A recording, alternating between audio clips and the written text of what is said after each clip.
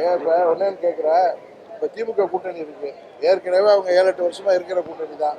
அங்க தொகுதி பங்கீடு எல்லாம் முடிஞ்சு சுமூகமா அறிவிச்சிட்டாங்களா கேட்கிறேன் சார்.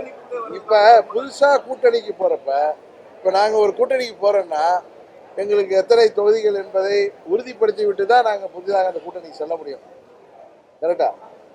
ஆனா ஏற்கனவே ரொம்ப பலமாக இருக்கிற ஒரு கூட்டணின்னு சொல்லிக்கிற கூட்டணி திமுக தலைமையிலான ஆளுங்கட்சி கூட்டணி. அங்க என்ன முடிவு எடுத்திருக்கிறார்கள்? அதாவது ரொம்ப 7-8 வருஷமா ஒன்னா இருக்கிற கூட்டணிகள் தானே, 10 வருஷமா தேர்தல் வருதுன்னு என்ன நெறியாளர்கள் உட்கார்ந்துட்டு ஓபிஎஸ் முடிவு எடுத்து விட்டார், டிடிவி எப்போது எடுக்க போகிறார், ஏன் எடுக்கவில்லை, அதுக்கு ஒரு காரணம் கண்டுபிடிக்கிறாங்கல்ல உட்கார்ந்துட்டு யோசிச்சு.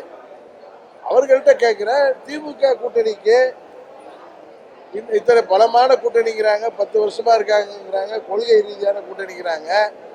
அதுல காங்கிரஸுக்கு முடிவாகி விட்டதா? சகோதரர் திருமாவளவன் அவர்களுக்கு எத்தனை தொகுதி என்பது முடிவாகி விட்டதா? கம்யூனிஸ்ட் கட்சிகளுக்கு எவ்வளவு தொகுதி என்பது முடிவாகி விட்டதா? மதிமுகவுக்கு எத்தனை தொகுதிகள் என்பது முடிவாகி அவர்கள் அறிவிப்பார்களா? அவர்கள் அறிவிக்கல. இன்னும் ஏற்கனவே கூட்டணியாக இருப்பவர்களே அறிவிக்காத பட்சத்தில் நாங்கள் சொல்றோம், நாங்கள் எங்களை மதித்து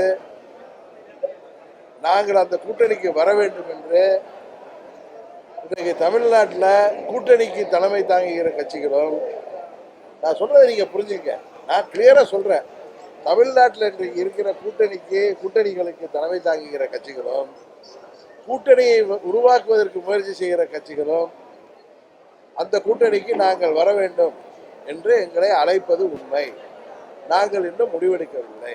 இதுதான் அந்த ஊடகத்தில் டிபேட் நடத்துறவங்களுக்கு சரி, நெறியாளர்களுக்கும் சரி, எங்களை நீங்க கட்டாயப்படுத்தாதீங்க. நீங்க இன்னொரு டிபேட் நடத்தி அதே தொலைக்காட்சியில ஆளுங்கட்சியான திமுக கூட்டணிக்கு எத்தனை தொகுதி ஒதுக்கப்பட்டு அவங்க சுமூகமாக 2026 தேர்தலுக்கு அவங்க கூட்டணியை அறிவிக்கட்டும்.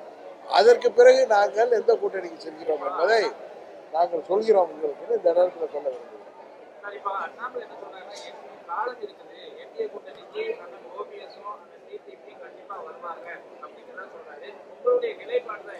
அதான் சார் நான் சொல்றேன், எங்கள் நிலைப்பாட உறுதியாக இந்த தேர்தலுக்கு முன்பு, தேர்தல் அறிவிப்பு முன்பு வெளியாகிவிடும்.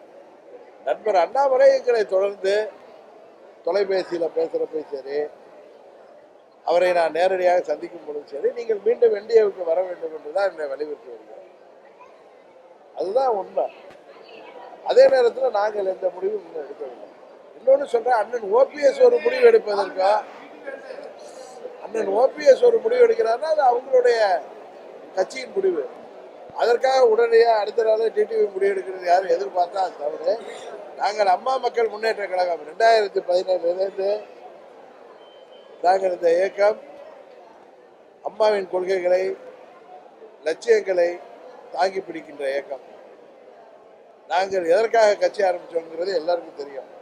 அதனால எங்கள் தொண்டர்களும் எங்கள் நிர்வாகிகளும் எங்களது வாக்கு வங்கியும் ஏற்றுக்கொள்கிற ஒரு கூட்டணியை உறுதியாக நாங்கள் செய்வோம். பிளே ஸ்டோர் மற்றும் ஆப் ஸ்டோரில் இருந்து பாலிமர் செயலியை QR கோடு மூலம் பதிவிறக்கம் செய்யுங்கள். செய்திகளை உடனுக்குடன் பெறுங்கள்.